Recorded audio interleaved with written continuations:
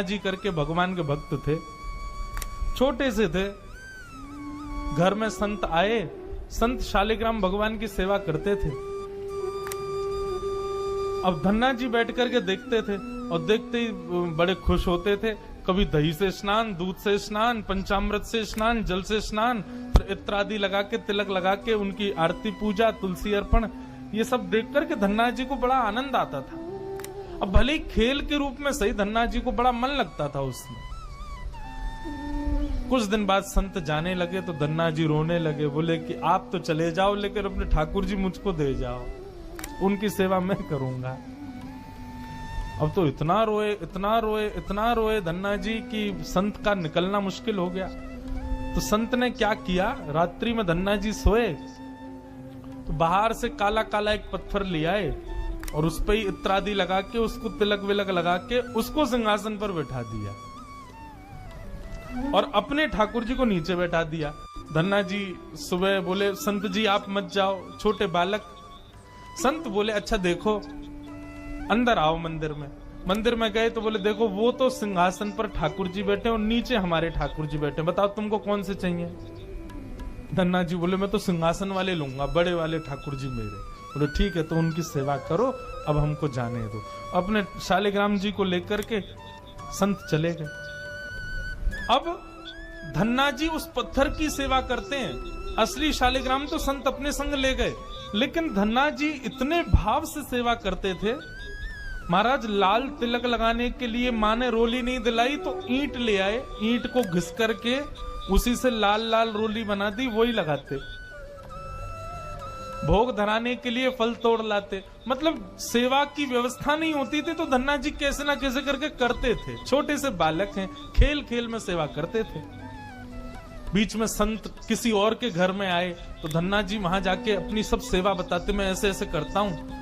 संत बोले, भोग नहीं लगाते अपने ठाकुर जी का? बोले भोग। बोले तुमको भूख लगती है? बोले हाँ, ऐसे ठाकुर जी को भी भोग लगाना चाहिए ना। छोटे बालक को ऐसे ही समझा दिया। अब तो धन्ना जी ने माँ से आज बढ़िया खिचड़ी बनवाई, कड़ी बनवाई, रोटी सब्जी बनवाई और भोग लगा के ले गए ठाकुर जी के पास। संत ने बताया था पर्दा करके भोग लगाना। पर्दा लगा दिया, भोग ठाकुर जी के सामने धर दिया। धन्ना जी बार बार पर्दे में से देखें, खा ही नहीं रहे।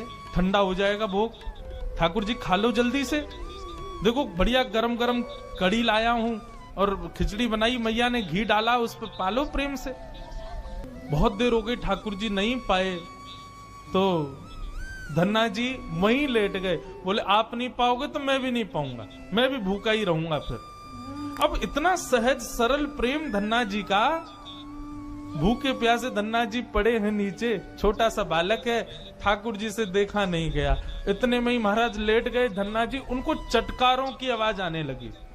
चटकारे, जैसे कोई आदमी को ज्यादा स्वाद आए तो अपनी उंगलियां चाटता है ना, तो जब चट चट आवाज आती है चाटने पर, ऐसे चटकारों की आवाज आई। धन्ना जी बोले, ये चटकारे कहां से आ रहे हैं?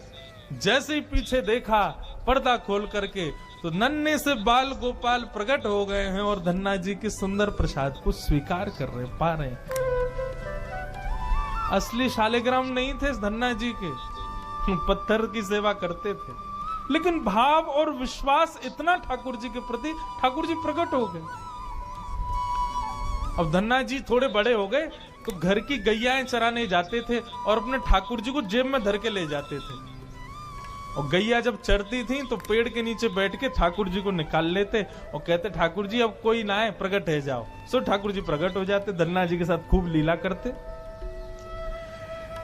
एक दिन ठाकुर जी ने धन्ना जी से कहा, आज गाय चराने नहीं जाओगे? बोले आज हमारी बुआ जी आई हैं, घर में बहुत सारे मेहमान आए, आज हम नहीं जाएंगे। तो ठाकुर जी बोले, एक काम कर, गैयान को गांव से बाहर ले जा और मुंह को भी बाहर पधराया, तेरी जगह आज गैया मैं चराया आऊंगा।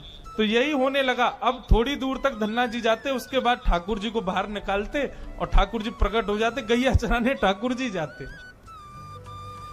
आज 11-12 साल हो गए, वो संत आए जिनके शालिग्राम जी की सेवा थी।